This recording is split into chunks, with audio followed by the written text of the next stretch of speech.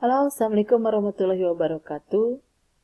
Kali ini kita akan membahas untuk mempelajari latihan soal untuk persiapan dalam menghadapi penilaian akhir semester ganjil.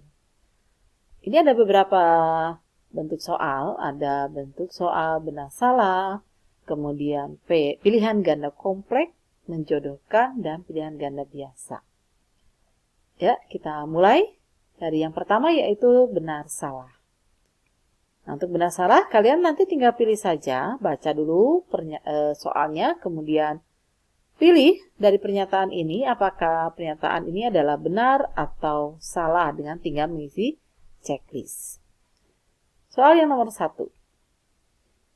Seluruh planet yang ada dalam tata surya melakukan gerakan revolusi mengelilingi matahari, yaitu peristiwa bergeraknya planet mengelilingi matahari. Planet itu memerlukan waktu sekitar 5,25 kali 10 pangkat 3 tahun untuk mengelilingi matahari dalam satu putaran penuh. Matahari memerlukan waktu selama 4,2 kali 10 pangkat 9 tahun untuk mengelilingi pusat galaksi Bima Sakti dalam satu putaran penuh. Nah, benar atau salah pernyataan berikut ini? Yang pertama, pernyataannya adalah matahari memerlukan waktu selama 4,2 kali 10 pangkat 9 tahun untuk mengelilingi pusat galaksi Bima Sakti dalam satu putaran penuh. Artinya sama dengan 4 miliar 200 juta tahun. Nah, berarti ini tentang notasi ilmiah ya. Bentuk baku kita ubah ke dalam bentuk biasa. Nah, bagaimana caranya? Kita masih ingat? Kalau 10 pangkat 9, di sini 10 pangkat 9, artinya dari belakang koma ini, dari angka belakang koma, dia tinggal ditambahkan angka sebanyak 9. Ya. Berarti kita hitung mulai dari di belakang 4, ya, dan sampai sini harus ada 9 angka. Kita lihat ini ada 1, 2, 3, 4, 5, 6, 7, 8, 9. Nah, berarti pernyataan yang pertama ini adalah benar. Nah, selanjutnya untuk nomor pernyataan kedua.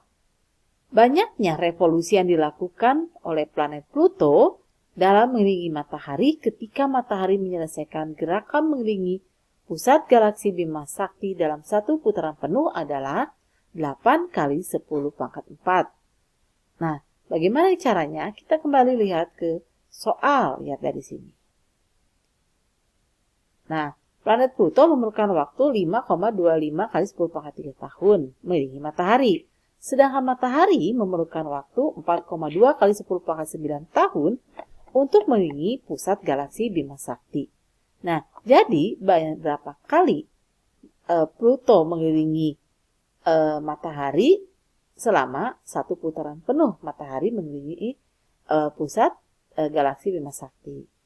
Nah, jadi caranya adalah banyaknya matahari mengelilingi pusat Bima Sakti, yaitu 4,2 kali 10 pangkat 9 kita bagi dengan banyaknya revolusi 5,25 kali 10 pangkat 3.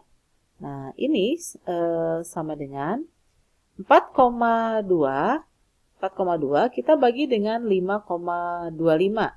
Ini sama dengan 0,8 dikali yang 10 pangkat 9 kita bagi dengan 10 pangkat 3, berarti pangkatnya tinggal dikurangi ya.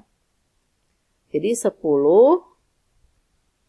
pangkat 9 kurangi 3. Nah, ini hasilnya adalah 0,8 dikali 10 pangkat 9 kurangi 3 adalah 6. Nah, 8 kalau bentuk bakunya dia menjadi 8 kali 10 pangkat negatif 1. Nah, kali 10 pangkat 6.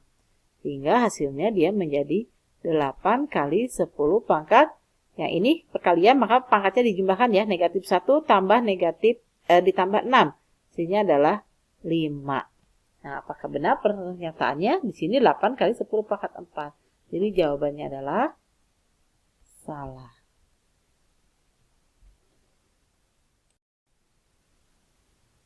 Ya, sekarang kita akan lanjut ke soal nomor 2. Perhatikan gambar grafik berikut ini.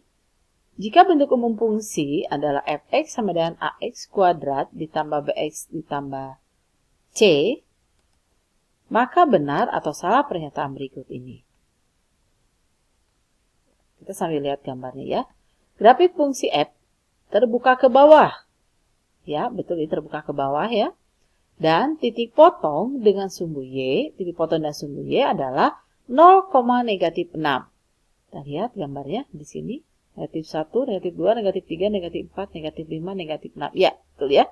Ini adalah titik potong dengan sumbu y. Nah, ini adalah 0, -6. Jadi jawaban untuk pernyataan pertama adalah benar. Yang selanjutnya,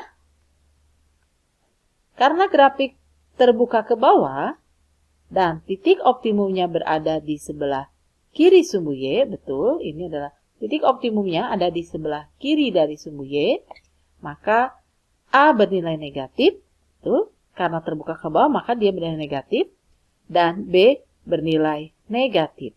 Betul, ya, ini pernyataannya adalah benar. Nah, ini untuk mengingatkan kembali kalian.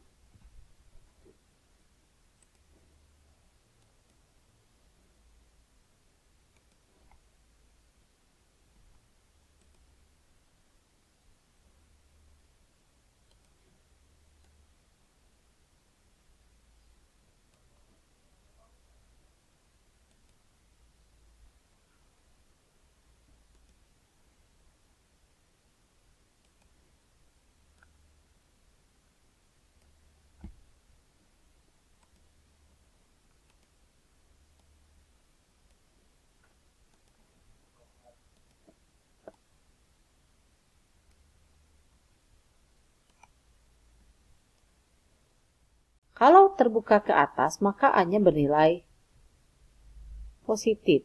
Maka A-nya akan positif. Ini untuk A yang lebih dari 0. Sedangkan kalau terbuka ke bawah, maka A-nya itu kurang dari 0. Kemudian, untuk gambar yang terbuka ke atas, jika titik optimumnya berada di sebelah kiri, maka B-nya dia akan lebih dari 0.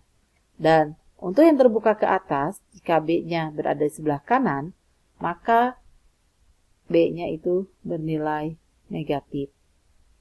Nah, untuk gambar yang terbuka ke bawah, grafik fungsi terbuka ke bawah, untuk optimumnya, jika titik optimumnya ada di sebelah kiri sumbu Y, maka B-nya bernilai negatif.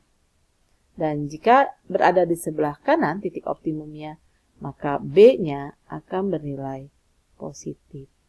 Sedangkan C tergantung dari letak titik potong grafik terhadap sumbu Y. Nah, ini adalah titik potong dengan sumbu Y.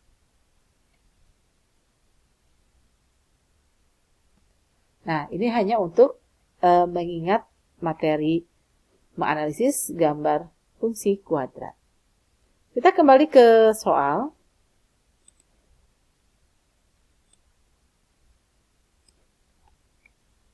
Soal nomor 3. Nah, ini tentang transformasi.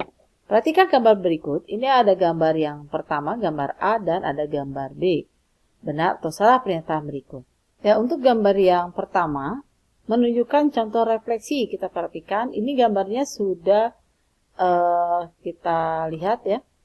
Benda dan bayangannya sudah saling berhadapan, kemudian jaraknya juga sama, tapi di sini jangan terkecoh bahwa sumbu atau cerminnya itu bukan sumbu Y, ya, cerminnya bukan sumbu Y di sini.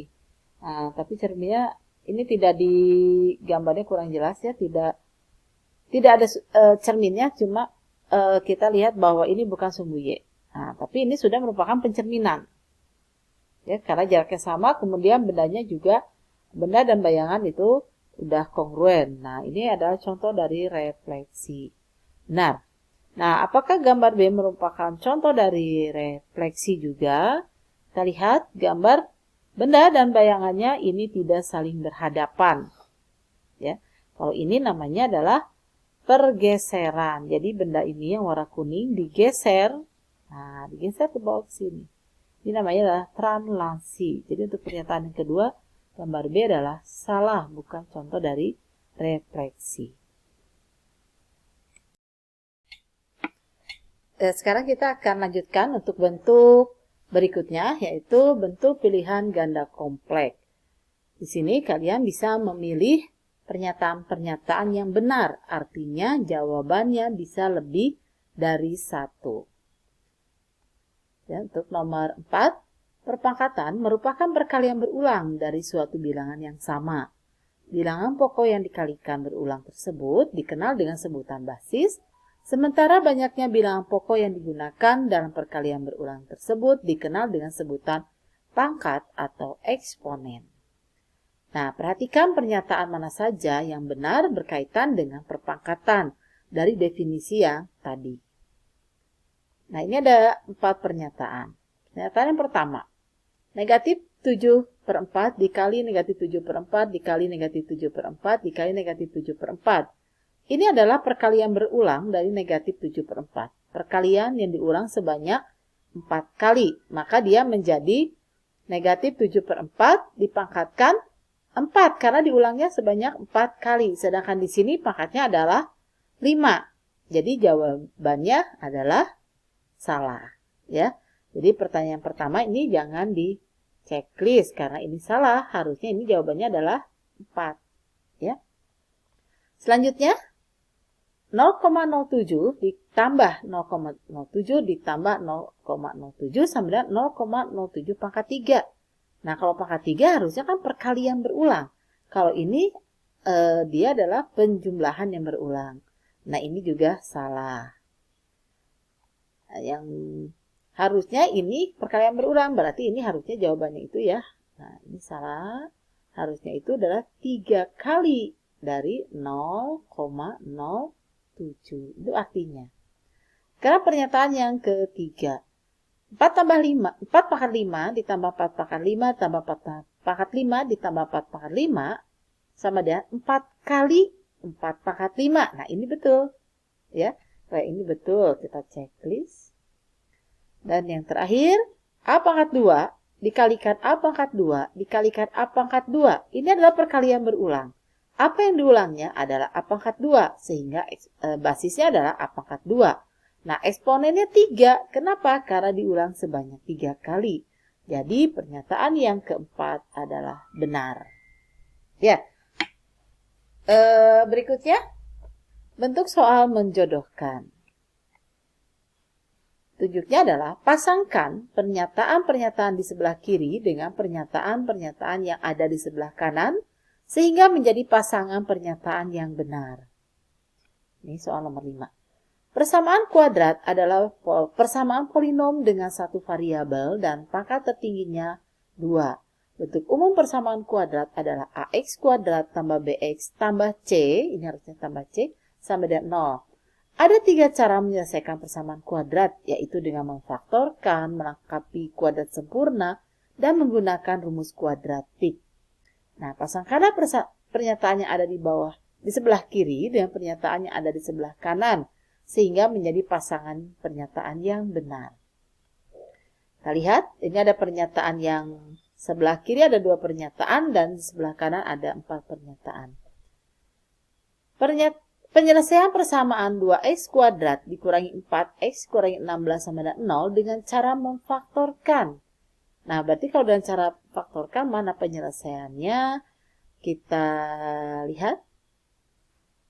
Ya, di sini berarti di sana adalah 2x kuadrat dikurangi 4x kurangi 16 sama dengan 0. Kalau dengan cara faktorkan, berarti ini kan si 2 kalikan 16, negatif 16 dulu ya. Berarti negatif 32. Nah, negatif 32 itu bilangan berapa dikalikan berapa. Kalau dijumlahkan dia hasilnya adalah negatif 4. Kita tahu 32 itu bisa 1 kali 32 ya. Atau bisa juga 2 kali 16. Bisa juga berapa? 4 kali 8. Nah, kita ambil yang pasangan yang 4 kali 8. Kenapa? Karena kalau 4, nah ini. Nah, kita buat hasilnya kalau perkalian negatif berarti salah satu negatif. Nah, kita buat yang 8 yang negatif. Kenapa? Karena kalau dijumlahkan, nah 4 ditambahkan negatif 8 hasilnya adalah negatif 4. Dan 4 dikalikan negatif 8 ini hasilnya adalah negatif 32. Nah, sekarang kita akan membuat faktornya. Dia menjadi 2x dengan x. Nah, ini sama dengan 0. Maka faktornya di sini negatif 8 atau 4 boleh ya? Ya inilah. Negatif 8 kita bagi dengan 2x. Ini ya. Jadi negatif 8 kita bagi dengan 2. Ya. Maka dia hasilnya menjadi negatif 4. Dan 4 kita bagi dengan koefisien di sini yaitu 1. Hasilnya adalah 4. Nah, jadi ini adalah faktor dari persamaan kuadrat 2x kuadrat kurangi 4x kurangi 16 sama dengan 0. Yang mana yang benar? 2x tambah 4 ya dikurangi x kurangi 4. Nah, kita pasangkan ke sini. Nah, ini pasangannya. Tuh ya. Ini harusnya ada, ini maaf ya, ini harusnya sama dengan 0 ya. Nah, sekarang untuk pernyataan yang kedua. Penyelesaian persamaan x kuadrat ditambah 2x kurang 3 sama dengan 0 dan menggunakan rumus kuadratik.